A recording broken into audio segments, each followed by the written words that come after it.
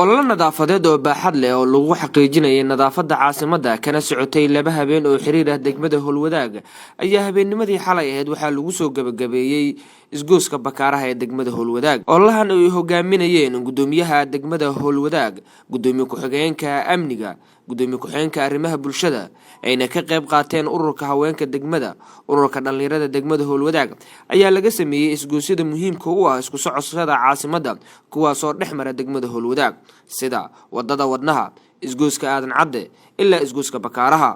ugu horeen ololaha nadaafadeed waxaa ka warbixisay goobaha laga sameeyay gudoomiye ku-xigeenka arrimaha bulshada degmada Howlwadaag Maryan Cabdullaahi Lowle. u joogna waa habeenkii labaad oo aan ka shaqeynayna nadaafadda degmada Howlwadaag wadada wadnaha. waxa garabkayga taagan gudoomiyaha degmada Howlwadaag oo aanan harsanin oo har iyo habeen u taagan sidoo degmadan nadaafad ay u noqon lahayd. gudoomiyaha amniga oo asagan har iyo habeen u taagan sidee degmadan u noqon lahayd nabad. aniga oo arrimaha bulshada oo u taagan sidee magaalada nadiif u noqon lahayd. waa habeenkii labaad waxa aan wadno shaqadan waxaan rabnaa in aan gaarsiino bil iyo laba bil ilaa ay ka dhamaato. ma rabna inaan saaxano, ma rabna inaan guri hoostiisa galno, ma rabna inaan mukayf hoostiisa galno. mukayf hoostiisa waxaan geli karnaa ama aan xafiisyada fariisan karnaa markii degmadeena ay nadiif noo tahay. insha Allah waxaan rabaa inay degmadeena noqoto degmada ugu horeyso oo lagu daydo inay noqoto insha Allah rajaynaya. waxaan aad iyo aad ugu mahadcelinaa gobolka Banaadir oo noo soo diray baabuur, noo soo diray baalo, noo soo diray cameraman. waxaan aad iyo aad mar labaad aan u mahadcelinayaa laamanka amniga oo geesaheena taagan runtii oo amnigeena aad iyo aad u sugaayo. sidoo kale gudoomiye ku-xigeenka amniga degmada Howlwadaag Cabdullaahi Axmed Siyaad oo ka hadlay goobaha laga sameeyay nadaafadda ayaa sheegay in qashinka oo la dhigo wadooyinka ay qayb ka yihiin amni darrada maadaama ay suuragal tahay in kooxaha nabadiidka ay u adeegsan karaan in wax lagu qariyo tiirarka diinta islaamka. haddana sida ogsantahay waayadan dambe waxaa soo kordhay meeshii qashin yaalaba in dhibaato iyo amni darro iyo wax uun ay ka dhacaan.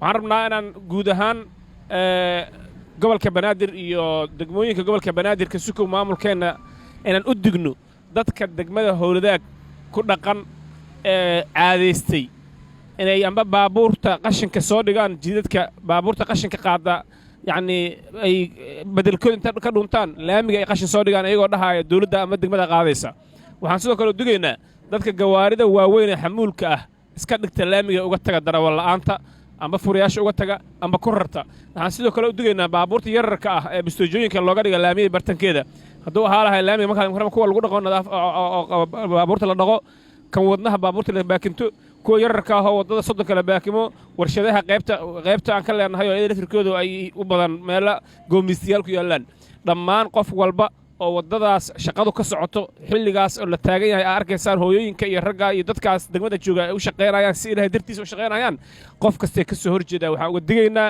haddii aan kugu soo gaarno gacan adag aan kugu qaban doonaa. ugu dambeyn gudoomiyaha degmada Howlwadaag Bashiir Cabdi Maxamed oo soo gabagabeeyay ololaha nadaafadda ayaa sheegay in waaxda gaadiidka iyo telefishinka maamulka gobolka Banaadir uu kaga mahad celinayo la shaqeynta degmada Howlwadaag. sidoo kale mas'uuliyiinta degmada ayuu sheegay in ay wadi doonaan ololaha nadaafadda ilaa inta qashin laga weynayo degmada Howlwadaag ee gobolka Banaadir. waxaan kaloo mahad celinaynaa bahda Banaadir ee TV-ga Banaadir oo asaguna habeen kasta nala shaqeynaya. insha Allah taala waxaan rajaynayaa shaqadaas inaan istaajin ilaa aan ka gaarno ama aan ka aragno degmada Howlwadaag oo qashin la'aan ah. hadii la raali ka noqdo waxaa kaloo rabnaa inaan u istaagno insha Allah taala wadooyinkeeda aad iyo aad ay u dhibaataysan yihiin ayagana waxaan ka qaban karno gobolka Banaadir inuu naga saacido ayadana waa ka codsanayna insha Allah taala amniga iyo nadaafadda iyo bilicda intaba inaan ka shaqeynaa diyaar u nahay insha Allah taala habeen maalin aan u taagnaa doonaa wabillahi tawfiiq. ololaha nadaafadeed ee la soo gabagabeeyay lagana sameeyay degmada Howlwadaag ayaa ah olole lagu hagaajiyo goobihii saameynta ay ku yeesheen roobabkii ka daay caasimadda dalka ee Muqdisho. Maxamed Cumar Cabdi, Banaadir TV, Muqdisho.